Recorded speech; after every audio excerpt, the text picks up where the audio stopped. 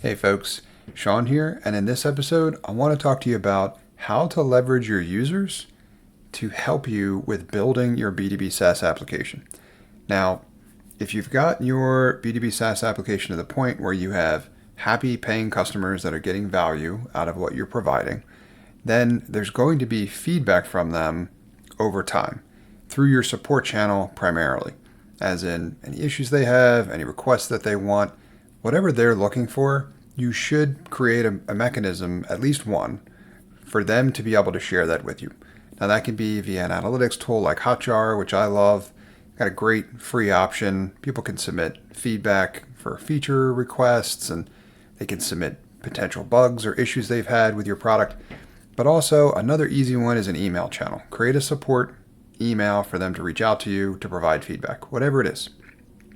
But in the beginning, especially the early days, I highly recommend that you engage directly with these channels to learn more about who is finding your product, how they are using it, what type of value they're getting out of it. There's so much here to learn, and that is invaluable for almost everything else you want to do with your product. But what I want to talk about in this episode is the fact that your users, especially once they become paying customers, if they're getting value out of the product and using it consistently, they are going to have opinions about where your product needs to go next. And that's super valuable for you because you're getting the highest quality data from the best source in terms of how to make your product better.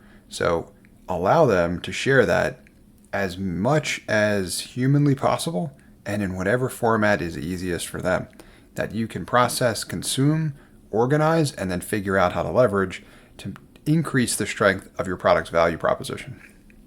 Right, the hardest part of this is getting users into your product experience and then converting them to paid customers. But once you've done that, figure out how you can get feedback from them as consistently as possible in order to influence where your product goes next.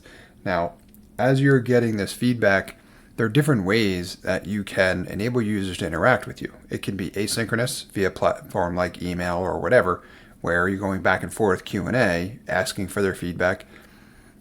Simultaneously, whenever we are adding new features and functionality, I like to advertise that fact to all of the users that have signed up for access to the product as well too. Just like FYI, new feature alert, right? Here's functionality we're adding. It's good for them to hear and see that you are actively managing it and looking to make it better. That will encourage them to participate more in that support channel. Occasionally, you may have the opportunity to interact with them one-on-one, and don't sleep on this potential as well too. I've recently had a great conversation with somebody who has signed up for access to my product, and I asked them whether or not they'd be interested in interacting or being a member of a beta group or early version tester of new features, whatever, however you want to position and brand that. And they raised their hand immediately. They said that they would be honored to participate. That's the kind of feedback that you're looking for. You're looking for people that want to participate in this process. Then I held a one-on-one conversation over video conference, get to know them, they get to know me, we talk about the product. I learn more about their business, their needs, and how it can specifically be better to help them.